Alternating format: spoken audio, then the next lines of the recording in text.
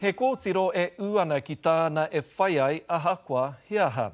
Koe rā te take I whakawhiwhi ai a Bailey Jeffrey Butler ki te tohu iho pū manawa mo te tauira Māori toa.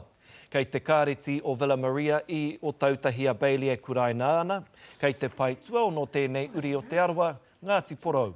Ko te reo Māori tētahi o ana kaupapa pai. E ai ki tōna tumuaki he tauira kaha ia I roto I ngā mahi ako me ngā mahi hākinakina. Ahakoa ngā uauatanga o te taukua taha atu ki o tautahi, kei te aro nui tonu a Bailey ki ngā mea katoa I te kura, no reira he iho pū manawa.